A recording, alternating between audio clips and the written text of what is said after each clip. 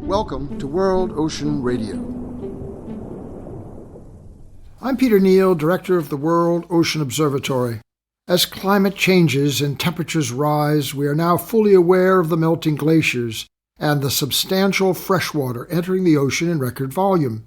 A consequence is the release of minerals, carbon, organic material, gases, microbes, and bacteria, once frozen in an icy stasis, now released with inevitable change and impact for coastal and offshore ecosystems, with unknown implication for what is already an ocean under siege.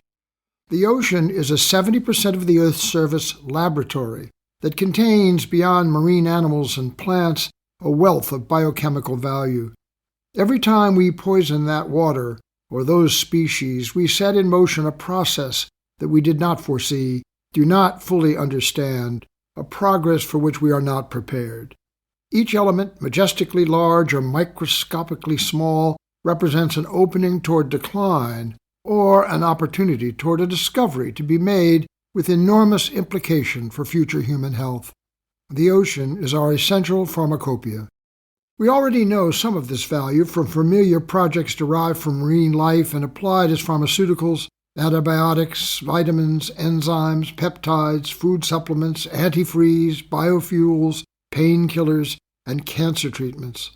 Much of this may seem invisible, but it is not, and prospect of its value is driving ocean research and discovery as never before. The World Register of Marine Species currently identifies some 240,000 known entities, each containing a compendium of knowledge and information of immense value to humankind. Thus, the bioprospecting rush is on. The technology required to descend and collect through the water column to the ocean floor is the same, whether hunting for oil and gas, rare metals, or wonder drugs. The terrestrial genome has been explored and exhausted. Exploration of the marine genome is quietly similar to a panic rush for riches. Conflicts of interest abound. The search for new oil and gas deposits may conflict with the search for lithium or cobalt for batteries. The search for rare metals may destroy hydrothermal vents on the seafloor, those habitats for sea creatures, chemicals, and unknown processes and interactions that, if synthesized, can, indeed will, revolutionize medicine, treat diseases not yet known, and extend the quality of life for all.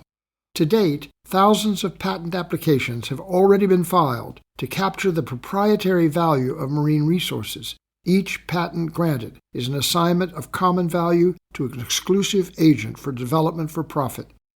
Who approves these things? On what basis? If one application destroys the potential for another, what criteria must be applied to protect the future from the present? What can be done to protect this vast, unexplored global biodiversity from corporate condemnation and privatization? There is emerging awareness. The deep-sea mining interests have been moving quietly to capture these invisible resources, to seek permits and approvals, and to distract from the arguments that this activity is urgent and necessary, regardless of other consequence. The issue, however, has risen to the level of international agency and government concern. The recent Conference of Parties for the Convention of Biological Diversity has called for protections. The International Marine Protected Areas Congress argued for greater public awareness and civil society action. The French National Assembly has voted for a deep-sea mining moratorium. Belgium and Sweden have initiated policy reviews under the context of the UN's Sustainable Development Goals, and more, almost daily, these questions are being asked. What is at stake here is public understanding of the full threat of these actions. It is more than remote profit-taking for narrow energy demand easily met elsewhere by alternative technology.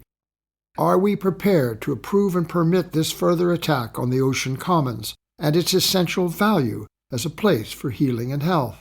Or, if we are not, then will we unite to sustain the ocean pharmacopeia under the flag of rescue, R for renewal, E for environment, S for society, U for understanding, and E for engagement?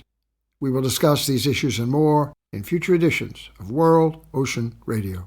World Ocean Radio is distributed by the Public Radio Exchange and the Pacifica Network for use by college and community radio stations worldwide.